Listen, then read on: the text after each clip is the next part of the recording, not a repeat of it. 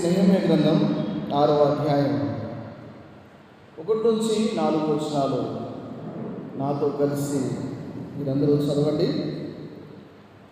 నేను ఇంకను గుమ్మములకు తలుపులు నిలపగా ముందుగా దానిలో బీటలు లేకుండా సంపూర్ణముగా గోడలు కట్టి ఉండగా సన్బలటును టోబియాయును అరబీయుడైన గేష్యమును మా శత్రువులలో మిగిలిన వారును విని సన్బలటును గేషేమును నాకు ఏదో హాని చేయుటకు ఆలోచించి ఓరు మైదానమందున్న గ్రామములలో ఒక దాని దగ్గర మనము కలుసుకుందాము రండని నా యొద్దకు వర్తమానం పంపిరి. అందుకు నేను చేయి పని గొప్పది, దాన్ని విడిచి మీ యొద్దకు వచ్చుటకై నేను దాన్ని ఎందుకు ఆపవలను? నేను రాలేనని చెప్పుటకు దూతలను పంపితిని. వారు అలాగున 4 మారులు నా యొద్దకు వర్తమానం పంపగా ఆ ప్రకారమే నేను మరలా ప్రత్యుత్తరం ఇచ్చి తిని. మంచిది, చదువుబడిన లేఖనాలు మన వినికిల్లో దేవుడు దీవెనకరంగా మార్చునుగాక. ఇక్కడ 6వ అధ్యాయంలో మనం గమనించగలిగితే ఒక టైటిల్, పని సమాప్తం. 15వ వచనాన్ని బేస్ చేసుకొని ఈ ప్రకారముగా ఏలూలు మాసమ 25వ దినమందు అనగా 52 దినములకు ప్రాకారమును కట్టుట సమాప్తమాయను. మంచిది, ఇక్కడ పని సమాప్తం, శీర్షిక పని సమాప్తం. ఇక్కడ 6వ అధ్యాయాన్ని 2 భాగాలుగా మనం విభజించగలిగితే 1 నుంచి 14 వచనాలు వ్యతిరేకతల మధ్య పని కొనసాగుట, అలాగే 15 నుంచి 19వ వచనం వరకు వ్యతిరేకతల మధ్య పని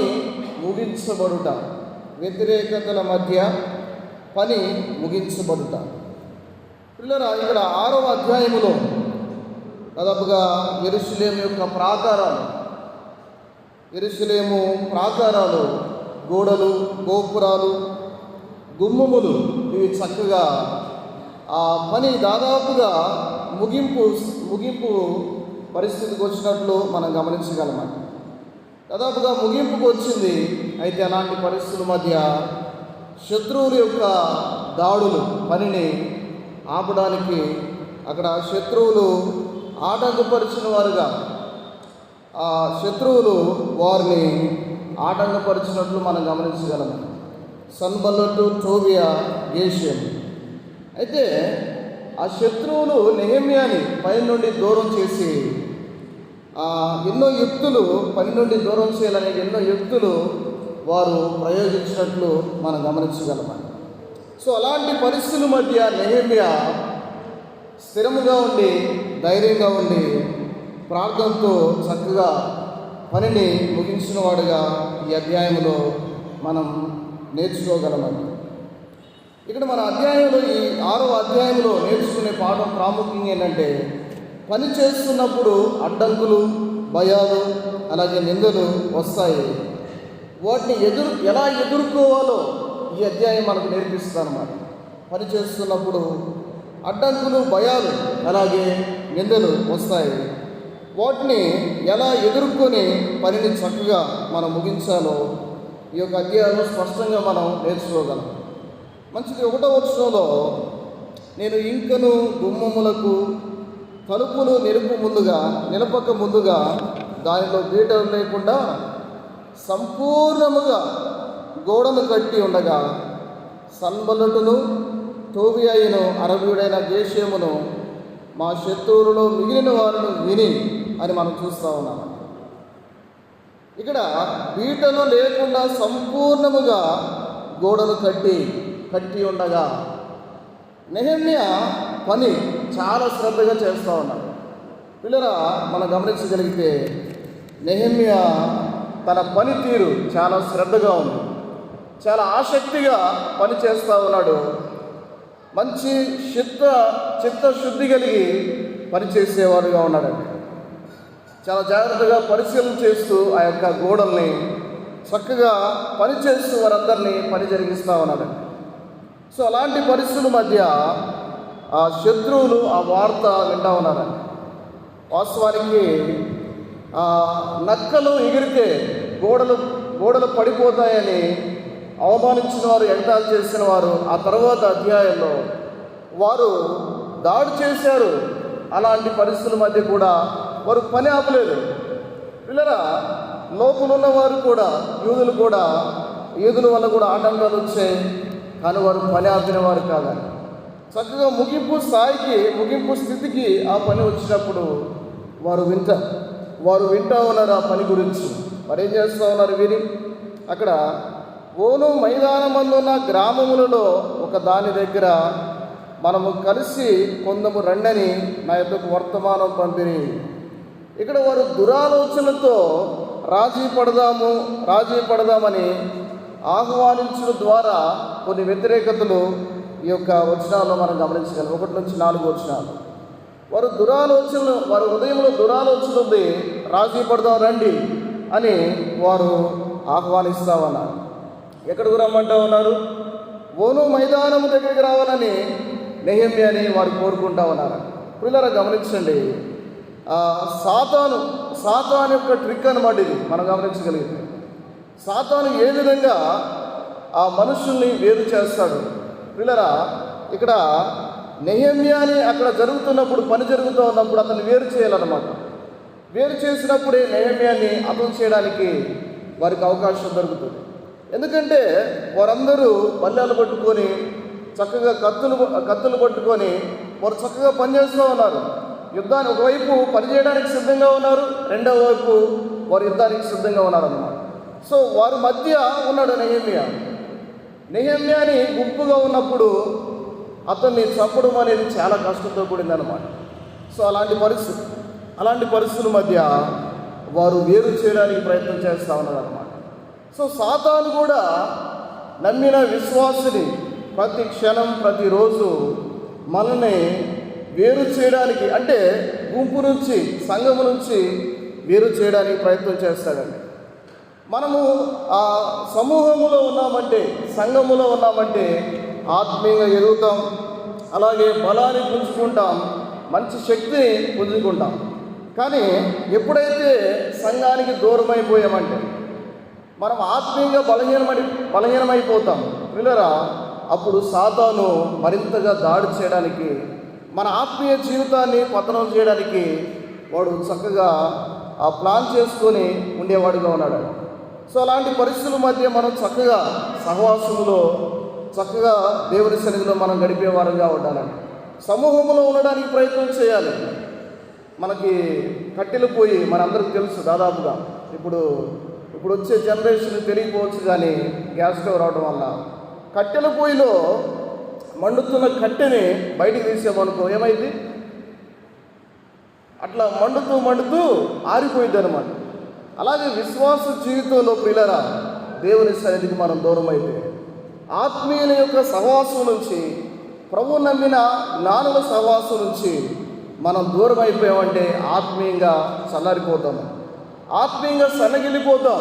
పిల్లరా, అందుకే సాతాను గురించి వాడు గర్జించు సింహం వలె ఎవరిని మృంగుదామని సిద్ధంగా ఉన్నాడు. గర్జించు సింహం ఏం చేస్తుంది?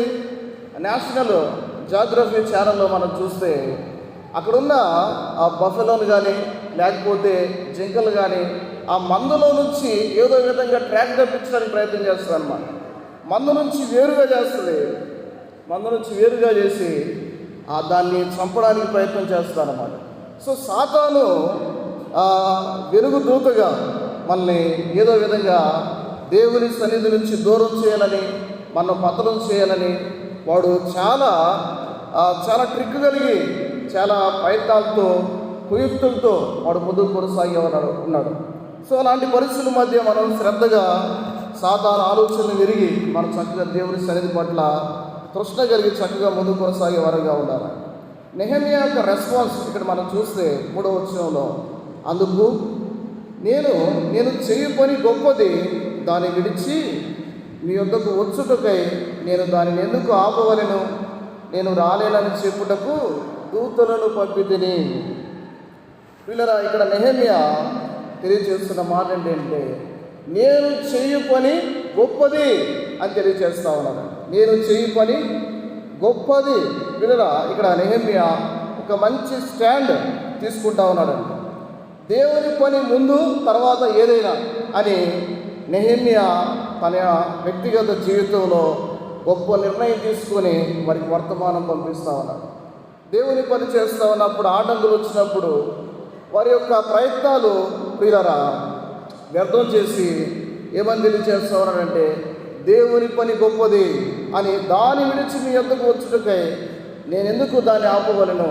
సో దేవుని పని చేసేటప్పుడు ఎన్నో ఆటంకాలు కలుగుతాయి. దేవుని పని చేసేటప్పుడు అడ్డంకులు వస్తాయి. అలాంటి పరిస్థితుల మధ్య గొప్ప పనిని మనం విడిచిపెట్టి ఎంత మాత్రం కూడా మనం వెళ్ళిపోయేవారంగా ఉండకూడదు. ఎంత మాత్రం కూడా దేవుని పని ఆపేవారంగా ఉండకూడదు. చక్కగా కొనసాగించేవారంగా ఉండాలి. ఎందుకంటే ఇక్కడ దేవుని పని పట్ల నెహెమ్యా శ్రద్ధ కలిగిన వాడు, చాలా చిత్తశుద్ధి కలిగి దాన్ని కొనసాగించేవాడుగా ఉన్నాడు. మన జీవితాల్లో కూడా నెహెమ్యా వలె చక్కగా నేర్చుకునేవారుగా ఉన్నారు. 4వ వచనంలో మరి ఏం చేస్తూ ఉన్నారు? వారు అలాగున నాలుగు మారులు నా యొద్దకు వర్తమానం పంపగా ఆ ప్రకారమే నేను మరలా ప్రత్యుత్తరం ఇచ్చుకుని. మరి ఏం చేశారంట? అక్కడ శత్రువులు ఎన్నిసార్లు పంపారంట వర్తమానం? 4 మార్లు పంపారన్నమాట. అంటే వారు చంపడానికి సిద్ధంగా ఉన్నారు. దేవుని పని జరిగించే వ్యక్తిని అక్కడ చంపడానికి వారు సిద్ధంగా ఉన్నారు. ఈ విధంగా 4 సార్లు పంపారు. కొన్నిసార్లు మన జీవితాల్లో కూడా ఏదైనా ఒక విషయాన్ని మనం మాటికి అడుగుతూ ఉంటే ఒకసారి బెండ్ అవడానికి అవకాశం ఉంటుంది అన్నమాట. సో వారు శత్రువులు కూడా ఉపయోగిస్తున్న విషయం ఏంటంటే 4 సార్లు వారు మాటికి అడుగుతున్నవారుగా మనం చూడగలం. అలాంటి పరిస్థితుల మధ్య నెహెమ్యా ఎంత మాత్రం కూడా బెండ్ అయ్యేవాడు కాదు. పిల్లరా, సాతాను మన జీవితాల్లో ఏదో విధంగా మనల్ని లొంగదీయడానికి ప్రయత్నం చేస్తాడని, సాతాను మనల్ని శోధనలో పడవేయడానికి సిద్ధంగా ఉంటాడన్నమాట. ప్రతి క్షణం ఎక్కడ దొరుకుతామో అక్కడ పట్టుకోవాలని ప్రయత్నం చేస్తాడనమాట. పిల్లలు గమనించండి, సాతాను చాలా ఓపిక కలిగిన వాడు అనమాట. మనకంటే ఓపిక కలిగిన వాడు. సాతాను చాలా ఓపికగా, చాలా పట్టుదలతో మనల్ని ఆ ట్రాక్ తప్పించాలని ప్రయత్నం చేస్తారని.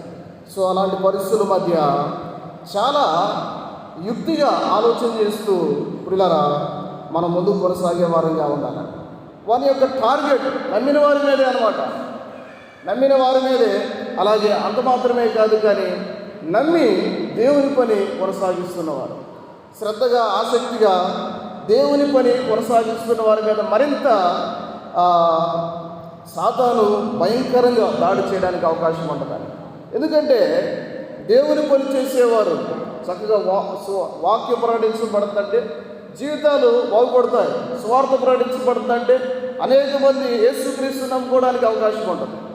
సో వాడు రాజ్యం అనేది కూలగొట్టేవారుగా దేవుని పని చేసేవారు ఆ సాతాను రాజ్యం కూలగొట్టేవారుగా ఉన్నారనమాట. సాతాను రాజ్యం కూలగొడితే సాతాను ఊరుకుంటాడా? నోట్లో వేసుకొని కూర్చుంటాడా? కానీ వీళ్ళరా ఎంత మాత్రం కూడా ఆ నోట్లో వేసుకొని కూర్చునేవాడు కాదనమాట. చాలా భయంకరంగా దాడి చేసే వ్యక్తి. మాటి ఈవెన్ మనం గమనించగలిగితే మనము చనిపోయే వరకు, ప్రభువు యొద్దకు వెళ్ళే వరకు సాతాను దాడి భూలోకంలో మన మీద చాలా భయంకరంగా వాడు పనిచేసేవాడుగా ఉంటాడు. అయితే మనం ఏం చేయాలి? దేవునికి లోబడేవారుగా ఉండాలి. సాతాను ఎదిరించాలి. అప్పుడే వాడు మన యొద్ద నుంచి పారిపోయే అవకాశం ఉంది. ఇలా 5 నుంచి 9 వచనాల్లో వ్యక్తిగత నిందల ద్వారా వ్యతిరేకతను తీసుకొస్తా ఉన్నారన్నమాట. అక్కడ దురాలోచన చేసి ఒంటరి చేసి దాడి చేద్దామని ఆలోచన చేశారు. సో ప్లాన్స్ విఫలమైనాయి. ఇప్పుడు 2వ దాడి ఏంటంటే వ్యక్తిగతంగా కొన్ని నిందలు మోపి సాతాను దాడి చేయాలని ప్రయత్నం, అక్కడ శత్రువులు దాడి చేయాలని ప్రయత్నం చేస్తూ ఉన్నారు. 5వ వచనం చదువుకుంటే, అంతటా 5వ మారు సన్బలటు తన పనివారు ద్వారా విప్పి ఉన్న ఒక పత్రికను నా యొద్దకు పంపెను. అందులో వారి పైన రాజును ఉండవలనని నీవు ప్రాకారము కట్టుచున్నావనియు, ఈ హేతు చేతునే నీవును యూదులను రాజు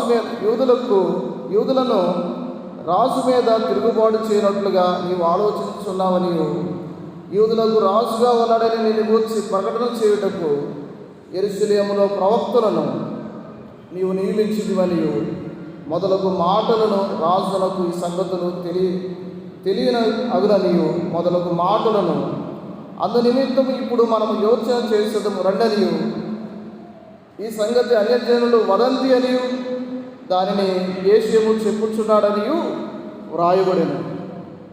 పిల్లలు ఇక్కడ మనం గమనించగలిగితే వ్యక్తిగతంగా నిందన మోపుతూ ఉన్నారు. ఇప్పుడు ఐదవసారి దాడి చేస్తూ ఉన్నారన్నమాట శత్రువులు. ఇక్కడ వారు దాడి చేస్తూ కుయుక్తి పన్నుతూ ఉన్నారు. బట్ నెహెమ్యా అయ్యో నాకు ఇలాంటి ఆలోచనలు లేవు అండి అని ఆ పని ఆపలేదు. వారి యొద్దకి ఎంత మాత్రం వెళ్ళలేదు.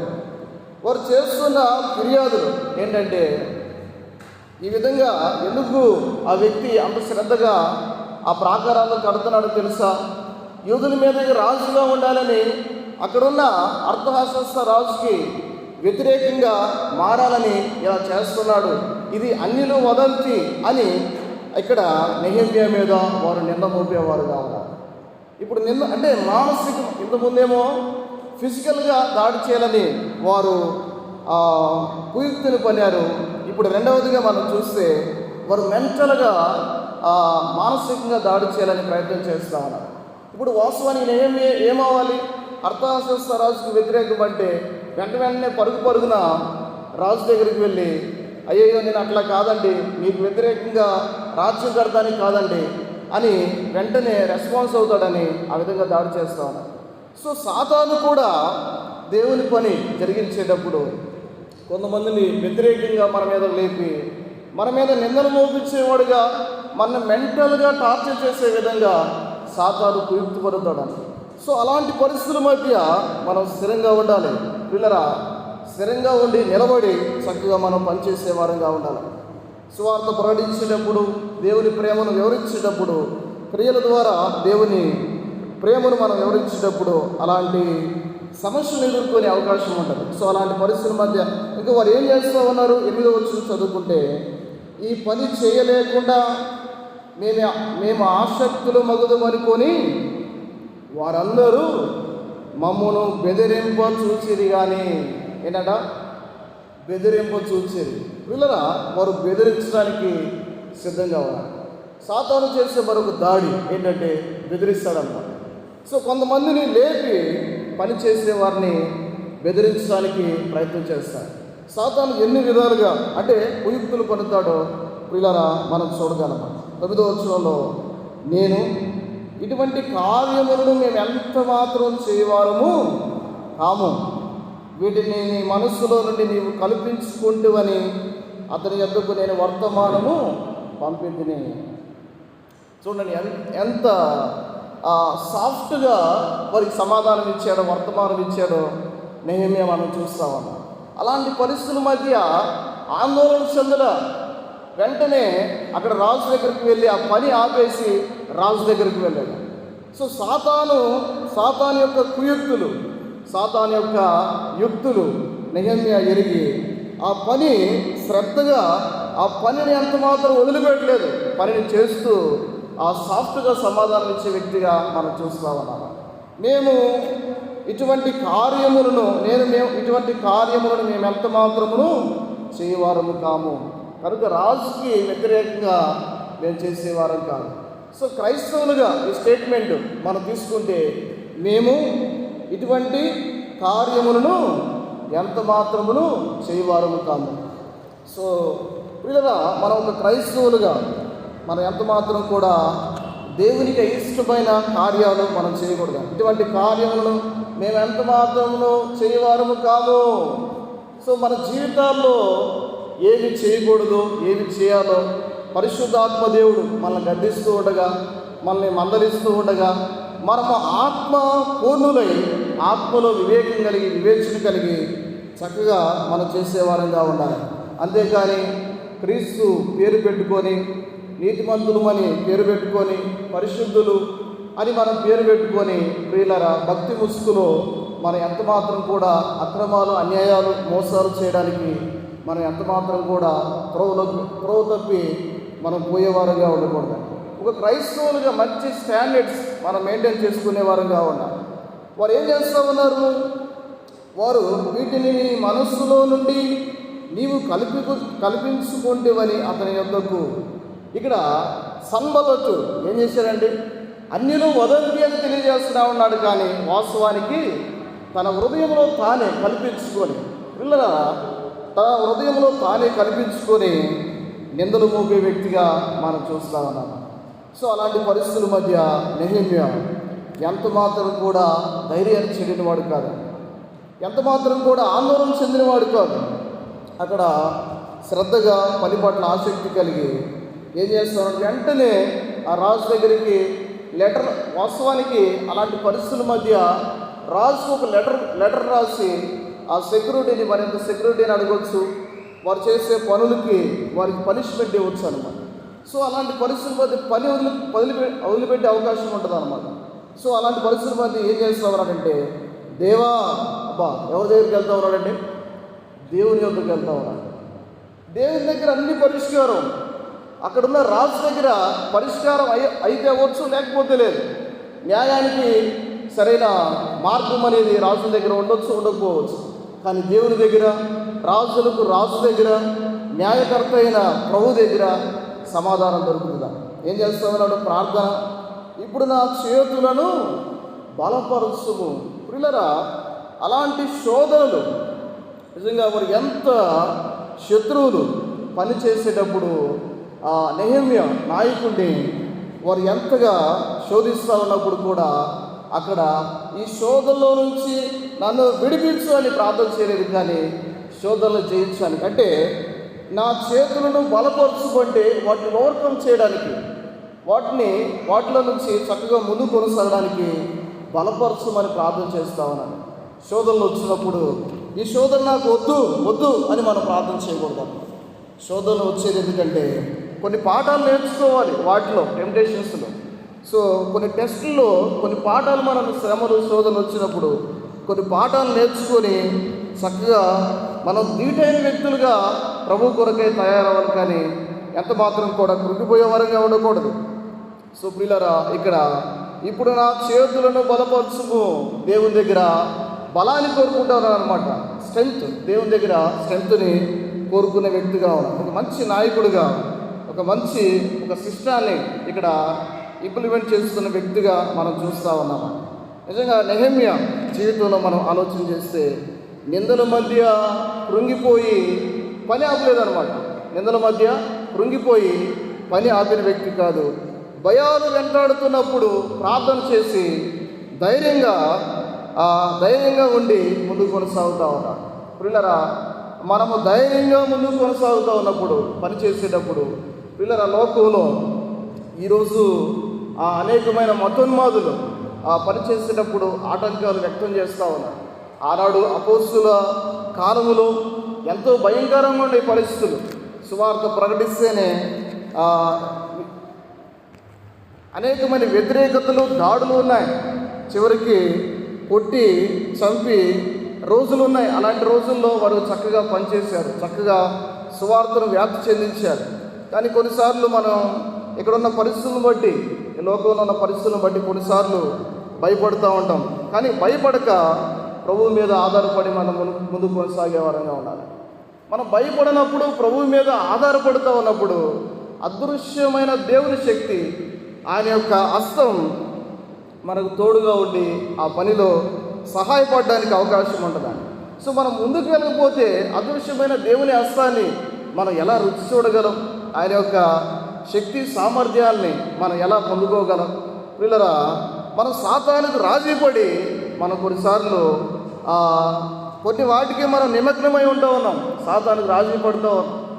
మరి చెప్తే ఏమవుతుందో, ఎటువంటి పరిస్థితులు మనము ఫేస్ చేయాలో అని ముందుగానే మనము రాజీ పడుతూ ఉన్నాం. పిల్లరా, దేవుడు మనకు అవకాశం ఇస్తూ ఉండగా, దేవుడు పరిస్థితుల మధ్య దేవుడు మనకు అవకాశం ఇస్తూ ఉండగా చక్కగా అవకాశాన్ని ఉపయోగించుకొని అదృశ్యమైన దేవుని శక్తిని అనుభవించడానికి మనం ముందుకు కొనసాగుదాం.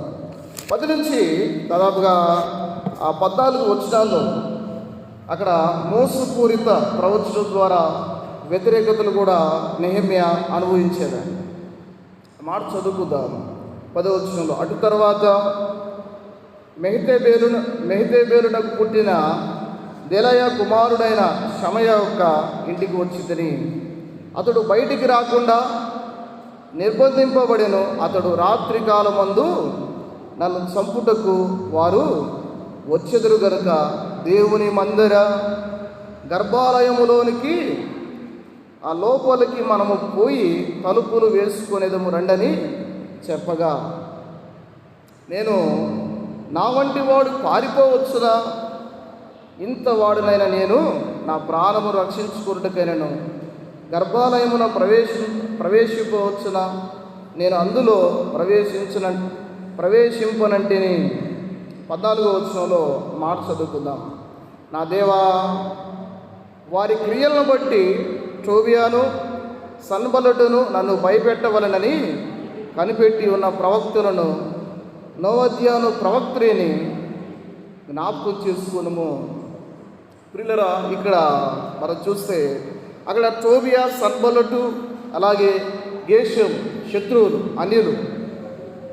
10 నుంచి 14 వచనాల్లో వారు ఫస్ట్ అయితే ఫిజికల్గా అటాక్ చేయడానికి వారు ప్రయత్నం చేశారు.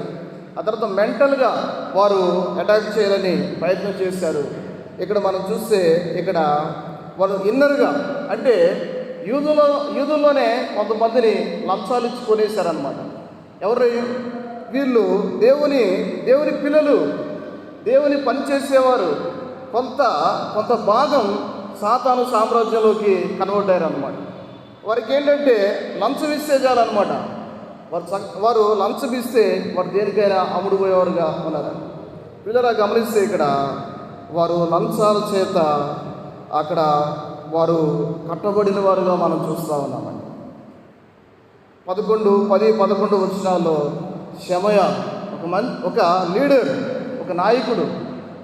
నెహెమ్యా అతని వద్దకు వెళ్ళాడంటే అక్కడ మనం గమనిస్తే ఆ కుమారుడైన షమయ యొక్క ఇంటికి వచ్చింది.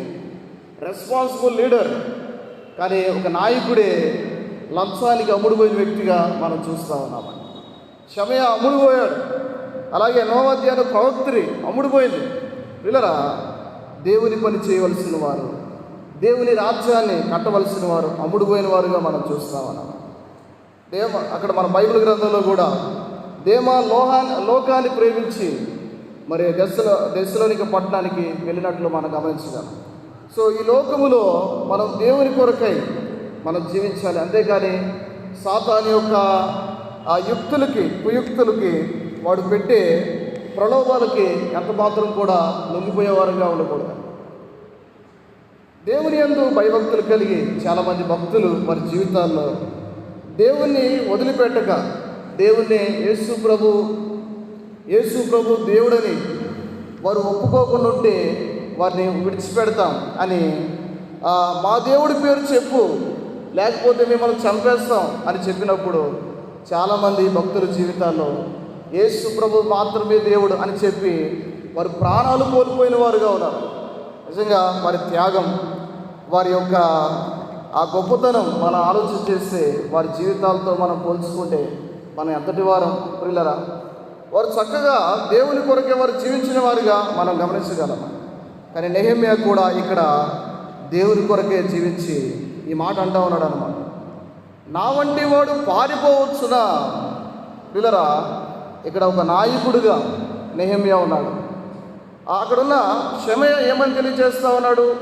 దేవాలయము గర్భము లోపలికి వెళ్ళి మనం దాక్కుందామని చెప్తున్నాడు అన్నమాట. వాస్తవానికి కేవలం దేవాలయంలోకి వెళ్ళాలంటే ఎవరు వెళ్ళాలి? ప్రధాన యాజకుడు మాత్రమే వెళ్ళాలి. మందిర ఆవరణములో యాజకులు మాత్రమే ఉండాలి. కానీ ఎవరు పడితే వారు వెళ్ళి లోపల దాక్కుండానికి వెళ్ళటానికి అవకాశం లేదు. సో ఇది షెమయా తెలియచేస్తూ ఉన్నాడు. సో సాతాను కూడా కొన్నిసార్లు కొన్ని సలహాలు మనకిస్తూ ఉంటాడండి. సాతాను కొన్నిసార్లు దేవుని ఆలోచనని భ్రమపడే అవకాశం ఉంటుంది. అవి వినసొంపుగా ఉండే దేవాలయంలోకి వెళ్ళి దాక్కోవడం అంటే ఎంత మంచిది అని మనం ఆలోచన చేస్తాం. కానీ ఎవరు వెళ్ళాలి, ఎవరు వెళ్ళకూడదు అనే ఆలోచన కూడా చేయాలి. వాక్యపు వెలుగులో సాతాను యొక్క ఆలోచనల్ని మనం పరిశీలన చేయాలి. ఇవి ఎవరైనా ఇచ్చే ఆలోచనలు ఇవి వాక్యానికి సెట్ అవుతున్నాయా లేదా? మనకు చాలామంది ఆలోచనలు ఇస్తారు మన జీవితంలో. కనుక దేవుని పని చేసేటప్పుడు ఆ ఆలోచనలు వాక్యానికి సెట్ అవుతున్నాయా లేకపోతే కాంట్రడిక్షన్గా ఉన్నాయా మనం పరిశీలన చేసుకొని మనం ముందుకు వెళ్ళాలి. ఆలోచన ఇచ్చారు, పెద్దోళ్ళు ఆలోచన ఇచ్చారులే అని మనం వెంటనే దూసుకొని వెళ్ళిపోయామనుకో ఒక్క వారంలో పడిపోతాం అన్నమాట. సో పిల్లరా, మనం పని చేసేటప్పుడు దేవుని వాక్యపు వెలుగులో మనం పనిచేసేవారంగా ఉండాలి. దేవుని వాక్యపు వెలుగులో మనం పనిచేసినప్పుడు చక్కగా ఆ పనిని మనం ముగించగలుగుతాం. సో నెహెమ్యా కూడా ఈ మాట అంటూ ఉన్నాడు అనమాట, నేను పారిపోవచ్చునా. వాస్తవానికి లోపలికి వెళ్ళాడు అనుకో, వాస్తవానికి జరిగేదేంటి? వారు పండిన కుయుక్తికి జరిగేదేంటి? అక్కడ ఉన్న ఆ యూదులందరూ, అరే బాబు, మేమందరం మా పార్టీ మేము పని చేసుకుంటా ఉంటే గోడలు కడదావరా, ప్రాకారాలు కొడదావరా అని మమ్మల్ని అందరూ రెచ్చగొట్టావు. మేము కత్తులు పట్టుకొని ఇప్పుడు నిలబడ్డాం, నువ్వేమో దేవాలయంలోకి వెళ్ళి లాక్కున్నావు, మేమేం చేయాలి అని బయటకు లాక్కొచ్చి చంపిపడేస్తారన్నమాట. సో సాతాను యొక్క ట్రిక్ మనం చూడండి, ఆ టాక్టిక్ అనేది ఎట్లా ప్లే చేస్తాడో మనం చూస్తూ ఉన్నాం. సో ఆ విధంగా పాడు చేయాలని ప్రయత్నం చేస్తూ ఉన్నప్పుడు మనం చాలా శ్రద్ధగా దేవుని పని కొనసాగించే వారంగా ఉన్నాం. ఇక్కడ నెహెమ్యా తన యొక్క నాయకత్వం మనం చూస్తున్నామండి. నెహెమ్యా యొక్క నాయకత్వం, తన స్టాండర్డ్స్, నా వంటి వాడు పారిపోవచ్చురా, ఇంత వాడుదైన నేను నా ప్రాణం రక్షించుకొనుటకైనను గర్భాలయమున ప్రవేశింపవచ్చునా. ఒక మంచి నాయకుడిగా తన స్టాండర్డ్స్ని కాపాడుకుంటూ తన నాయకత్వాన్ని అక్కడ స్థిరపరుస్తున్నట్లు మనం చూస్తూ ఉన్నామండి. నాయకుడు చక్కగా ముందుగా ఉండాలి, ప్రాణాన్ని పోగొట్టుకోవడానికైనా సిద్ధంగా ఉండాలి, కానీ ప్రాణాన్ని దాచిపెట్టుకోవడానికి ఎంత మాత్రం కూడా దాచిపెట్టుకునేవాడుగా ఉండకూడదు. లేదా ఇక్కడ మనం గమనించగలిగితే మాట చదువుకుంటే, అప్పుడు దేవుడు అతన్ని పంపలేదనియు తోబియాయును సన్బలుడును అతనికి లంచం ఇచ్చినందున. వాస్తవానికి షెమయా యొక్క మాటలు ఎక్కడి నుండి వచ్చాయి? తోబియా, సన్బలుడు, గేషేము వారి దగ్గర నుంచి వచ్చాయన్నమాట. ఈ షెమయా అనే నాయకుడు యూదులో ఉన్నవాడే, కానీ లంచానికి అమ్ముడుపోయి ఆ నాయకుడిని తప్పుతో పట్టించాలని ప్రయత్నం చేశారు. చూడండి, నాయకుల మధ్య ఇప్పుడు మనం గమనించగలిగితే వారు పనిచేసే నాయకులు షెమయా, అలాగే నెహెమ్యా. ఒక నాయకుడు అమ్ముడుపోయాడు, ఒక నాయకుడు చక్కగా శ్రద్ధ కలిగి పనిచేస్తా ఉన్నాడు. సో ముందుకు వెళ్తే పిల్లరా, 11వ వచనం, ఇందువలన నాకు భయం పుట్టగా నేను అతడు చెప్పినట్లు చేసి పాపములో పడుదుననుకొని నా మీద నింద మోపినట్లుగా నన్ను గూర్చి చెడు వాళ్ళతో పుట్టించుటకు వారు అతనికి లంచం ఇచ్చి ఉండరు. ఇక్కడ పాపము చేయడానికి ప్రోత్సహించిన నాయకుడిగా అక్కడ షెమయా ఉన్నట్లుగా మనం చూస్తున్నాము. భయపెట్టించాడు, భయాందోళనకి గురి చేశాడు. ఎవరిని? పనిచేస్తున్న నెహెమ్యా అను నాయకుడు. సో అలాంటి పరిస్థితుల మధ్య నెహెమ్యా ఎంత మాత్రం కూడా భయపడలేదు. అలాగే కొంతమందిని కూడా కొనేశారనమాట. ఎవరెవరు కొన్నారు అక్కడ? భయపెట్టవలనని కనిపెట్టి ఉన్న ప్రవక్తలను, నోవాద్య అను ప్రవక్త్రిని, కొంతమంది ప్రవక్తలను కూడా సిద్ధం చేశారనమాట. అలాగే ప్రవక్త్రిని కూడా సిద్ధం చేశారు. నెహెమ్యాని పాపంలోకి నువ్వు మందిరంలో దాక్కోపో అని ప్రేరేపించడానికి సిద్ధం చేశారు. సో సాతాను చూడండి పిల్లరా, సాతాను నేటి సంఘాల్లో కూడా కొంతమంది తన రాజ్యం కొరకై సంఘాల్లో ఉన్న విశ్వాసులు కూడా కొనడానికి సిద్ధంగా ఉన్నాడు అన్నమాట. నువ్వు అమ్ముడు పోవడానికి సిద్ధంగా ఉన్నావా, లేకపోతే సాతాన్ని వ్యతిరేకించడానికి సిద్ధంగా ఉన్నావా? దేవుని రాజ్యం కొరకై సిద్ధంగా ఉన్నావా, లేకపోతే సాతాను రాజ్యం కొరకై సిద్ధంగా ఉన్నావా? ఒకసారి ఆలోచించేయాలి. పిల్లరా, సాతాను ఎంత కుయుక్తిగా పనిచేస్తాడో మనం ఎరిగి మనం జీవించే వారంగా ఉండాలి. ఆత్మ వివేచన మనలో లేకపోతే దేవుని పని చేసేటప్పుడు మనం నష్టపోయే అవకాశం ఉంటుందని. ఆత్మ వివేచన కలిగి నెహెమ్యా చక్కగా వారి యొక్క ట్రిక్స్, వారి యొక్క టాక్టిక్స్, వారి యొక్క కుయుక్తులు, వారి యొక్క ఆలోచనలు, దురాలోచనలు వెంటనే పసిగట్టి చాలా అప్రమత్తంగా జీవించిన వ్యక్తిగా నెహెమ్యా ఉన్నాడు. సో తద్వారా ఆ విధంగా జీవించడం ద్వారా నిజంగా నెహెమ్యా గొప్ప విజయాన్ని సాధించాడు. వారిని కూడా దేవునికి అప్పగిస్తూ ఉన్నాడు అనమాట. ఆ ప్రవక్తలను, 9వ అధ్యాయాన్ని ప్రవక్తని జ్ఞాపకం చేసుకొనుము. 14 వచనం, నా దేవా. నెహెమ్యా వెంటనే దేవుని దగ్గరికి వెళ్ళడం అలవాటు అనమాట. పిల్లరా, పరిస్థితులు ప్రతికూలంగా ఉన్నప్పుడు దేవుని దగ్గరికి వెళ్ళి మోకరించి ప్రార్థన చేసే అనుభవాలు ఉన్నాయా? దేవుని దగ్గర కనిపెట్టి విజయాన్ని పొందే అనుభవాలు ఉన్నాయా? ఒకసారి ఆలోచన చేద్దాం. కనుక ప్రతి సలహాను దేవుని వాక్యంతో మనం పరీక్షించాలని. మనం వెంటనే ఆ సలహాలు పెద్దవాళ్ళు చెప్పాలి అని సలహాలని మనం వెంటనే తీసుకోకూడదు. దేవుని వాక్యం, అందుకే వాక్యం మీద మంచి అవేర్నెస్ ఉండాలి. దేవుని వాక్యం పట్ల మనం శ్రద్ధ కలిగి దేవుని వాక్యాన్ని మనం చదివితే, దేవుని వాక్యాన్ని మనం హృదయాల్లో నింపుకుంటే దేవుని వాక్యంతో సాతాన్ని మనం డిఫీట్ చేయగలం, లేకపోతే డిఫీట్ చేయలేము. పిల్లరా, ఇక్కడ దేవుని దగ్గర కనిపెట్టి చక్కగా ముందుకు కొనసాగిన వ్యక్తిగా ఉన్నాడు. భయాందోళన మధ్య నెహెమ్యా తొందరపాటు నిర్ణయాలు తీసుకోలేదు. ఎంత మాత్రం కూడా తప్పు నిర్ణయాలు తీసుకున్న వ్యక్తిగా లేడండి నెహెమ్యా. సో అవన్నీ ఎరిగి చక్కగా దేవునికి అప్పు చెప్పి ముందుకు కొనసాగే వ్యక్తిగా ఉన్నాడు. సో ఆఖరి మాటలు మనం చెప్పుకొని ముగించుకుందాం. 15 నుంచి 19 వచ్చిన వరకు వ్యతిరేకతల మధ్య పని ముగించుట. వ్యతిరేకతల మధ్య పని ముగించుట. ఈ ప్రకారముగా ఎలెలు మాసము 25వ దినమందు, అనగా 52 దినములకు ప్రాకారమును కట్టుట సమాప్తమాయను. ప్రియులారా, గమనించండి. అనేక అభ్యంతరాలు, ఆటంకాలు అధిగమించి 52 రోజుల్లో ప్రాకారాలని పూర్తి చేయగలిగాడండి. నిజంగా 52 రోజుల్లో ఆ యెరూషలేము చుట్టూ ప్రాకారం, 12 గుమ్మాలు, వాచ్ టవర్స్, గోపురాలు మనం చూస్తే అక్కడ చక్కగా గుమ్మాలు, గేట్స్, ఇవన్నీ కంప్లీట్ చేయడానికి 52 రోజులు పట్టిందండి. మరి ఎంతో శ్రమించారు. ఎన్ని ఆటంకాలు వచ్చాయి, ఎన్ని పరిస్థితులు, వాటన్నిటినీ ప్రతికూల పరిస్థితుల మధ్య అధైర్యపడక దేవుని యొక్క ఆత్మశక్తితో చక్కగా పనిని కొనసాగించి ముగించిన వాడుగా ఉన్నాడు. ఆ 16 నుంచి 16 వచనం కూడా, అయితే మా శత్రువులు ఈ సంగతి వినినప్పుడు, మా చుట్టూ నుండి అన్యజనులందరూ జరిగిన పని చూచినప్పుడును వారు బహుగా అధైర్యపడిరి. ఏలైనగా ఈ పని మా దేవుని వలన జరిగినదని వారు తెలుసుకొనిరి. పిల్లరా, దేవుడు పని జరిగించడానికి సిద్ధంగా ఉన్నాడు అన్నమాట. ఆయన పనిని జరిగించడానికి సిద్ధంగా ఉన్నాడు. తన ప్రవక్త ద్వారా ఆయన ప్రవచింప చేశాడు.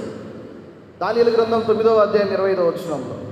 సో తన ప్రవక్త ద్వారా ప్రకటించిన ప్రకటనని దేవుడు నెహెమ్యా అనే నాయకుడిని అక్కడ షూషాను కోటలో ఒక వ్యక్తిని ఎన్నుకొని తాను బలమైన సాధనంగా వాడుకొని ఆ పనిని ముగించాడు. సో ఆయన ఉద్దేశాలు నెరవేర్చడానికి నెహెమ్యా సిద్ధంగా ఉన్నాడు. Are you ready to desire the God's will? ఆయన ఉద్దేశాలను నెరవేర్చడానికి, దేవుని యొక్క ఆలోచన నెరవేర్చడానికి నీవు సిద్ధంగా ఉన్నావా? పిల్లలు గమనించండి. ఆయన నెహెమ్యా మంచి ఉద్యోగస్తుడు, చక్కగా పని నెరవేర్చడానికి దేవునికి సరెండర్ అయ్యి చక్కగా పనిచేసిన వాడుగా ఉన్నాడు అన్నమాట. సో మన జీవితంలో కూడా దేవునికి సరెండర్ అయ్యి పిల్లరా పని చేయాలని ఆశ ఉంటే నువ్వు అజ్ఞాతంలో ఉన్న దేవుడిని వెలుగులో తీసుకొని వచ్చి దేవుడికి వాడుకోగలరు. పిల్లరా, దేవుని యొక్క గొప్ప సంకల్పం. ఎక్కడండి దావీదు? గొర్రెలు కాసుకుంటా ఉన్నాడు. అలాంటి దావీదుని, ఆ అజ్ఞాతంలో ఉన్న దావీదుని వెలుగులో తీసుకొని వచ్చి రాజుగా చేసి ఫిలిస్తీన్ల మీద ఉక్కుపాదాన్ని మోపించి విజయాన్ని తీసుకొచ్చిన వాడుగా ఉన్నాడు. సో భక్తుల జీవితాల్లో చక్కగా దేవుడు జరిగించిన వాడుగా ఉన్నాడు. సో అలాంటి పరిస్థితుల మధ్య ఆ పనిని చూసి వారిలో ఏం కలిగిందండి? అధైర్యం. వారు అధైర్యపడ్డారు. శత్రువులకు అధైర్యం. వారు భయపెట్టాలని చూశారు, వారే భయపడిపోయారు అన్నమాట. ఏమయ్యారు? వాస్తవానికి నెహెమ్యాని, అక్కడ ఉన్న యూదుల్ని వారు భయపెట్టాలని చూశారు. చివరికి వారే భయపడిన వారుగా మనం చూస్తామన్నా. అంటే దేవుని యొక్క కార్యాలు, దేవుని యొక్క ఉద్దేశాలు ఎంత గంభీరమైనవో మనం ఆలోచించేయాలి. ఇది దేవుని వల్ల జరిగింది అంటే అదృశ్యమైన దేవుని హస్తం వారికి తోడుగా ఉందని వారు భయపడిన వారుగా మనం చూస్తామన్నమాట. సో 17, 18, 19 వచనాల్లో ఆ పని ప్రారంభం నుంచి ముగింపు వరకు ఆ సారాంశాన్ని మనం గమనించగలం. సో ఏంటంటే ఆ 2 మాటలు నేను చెప్పి ముగిస్తాను. ఇక్కడ టోబియా అనే వ్యక్తి ఉన్నాడు అనమాట, శత్రువు. నెహెమ్యాకి ప్రధానమైన శత్రువు టోబియా. ఈ టోబియా ఏం చేశాడంటే అక్కడ యూదుల్లో ఒక స్త్రీని వివాహం చేసుకొని ఒక ఇంటికి అల్లుడయ్యాడు అనమాట. ఎవరిని? యూదుల్లో వివాహం చేసుకొని ఒక ఇంటికి అల్లుడయ్యాడు. తర్వాత టోబియాకు ఒక కుమారుడు పుట్టాడు. ఆ కుమారుడు కూడా యూదుల్లో ఒక కుమార్తెను వివాహం చేసుకొని ఆ టోబియా కుమారుడు కూడా ఒక ఇంటికి అల్లుడయ్యాడు అనమాట. సో ఇక్కడ ఆ ఇంటికి అల్లుడవటం వల్ల యూదుల్లో ఉన్న కొంతమంది వారి మధ్య బంధుత్వం ఏర్పడింది. సో బంధుత్వం ఏర్పడి వారు ఒక రాజ్యంగా ఏర్పడి వారు ప్రారంభం నుంచి నెహెమ్యా పనిని, దేవుని పనిని వారు ఆటంకపరచడానికి వారు సిద్ధంగా ఉన్నారు. వారు చాలా ప్రయత్నాలు చేశారన్నమాట. వీరు యూదులకి పత్రికలు రాయటం, ఆ పత్రికలు తీసుకొచ్చి ఇక్కడ నెహెమ్యాకి వినిపించడం, నెహెమ్యా వారికి సాఫ్ట్గా సమాధానం చెప్పి పంపించడం, ఇవన్నీ మనం ఈ యొక్క 17, 18, 19 వచనాల్లో మనం గమనించి ఆ మాట చదువుకుందాం. వారు నా ఎదుట అతని గుణాతిశయములను గురించి మాట్లాడుతూ వచ్చేది. ఏంటంట? నెహెమ్యా ఎదుట ఎవరు వచ్చి? యూదులు వచ్చి ఏం చేస్తూ ఉన్నారు? ఇప్పుడు మీకు ఈ విధంగా నేను చెప్పడానికి ప్రయత్నం చేస్తాను.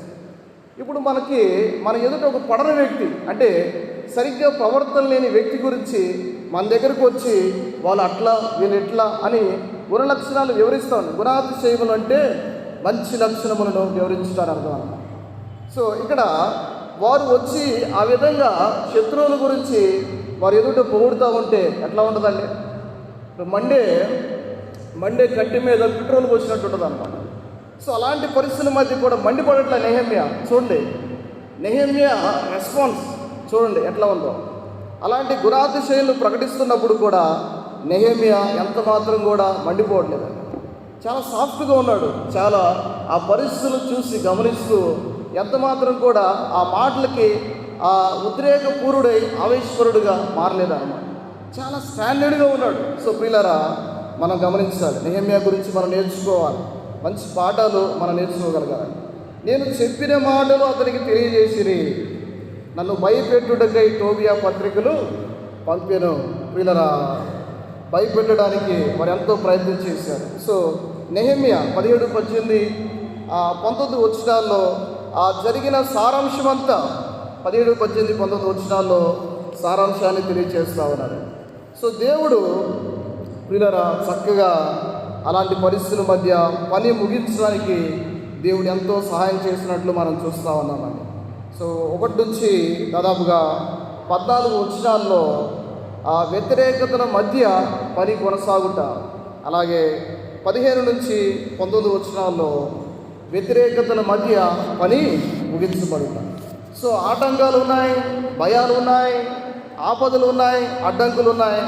వాటన్నిటి మధ్య నెహెమ్యా వారి యొక్క కుయుక్తులకి యుక్తిగా జీవించి ఆత్మ ఆవేశం అంటే ఆత్మ ఆలోచన, ఆత్మ వివేచన కలిగి చక్కగా పనిని ముగించిన వాడుగా ఉన్నాడు. ఆ పని ఎలాంటిది? గొప్పది. ప్రియులారా, శ్రద్ధగా పనిచేయవాడు ఏలుబడి చేస్తాడని దేవుని వాక్యం సెలవిస్తూ ఉన్నారన్నమాట. సో శ్రద్ధగా పనిచేసి అక్కడ చక్కగా దేవుని పనిని ముగించిన వాడుగా ఉన్నారు.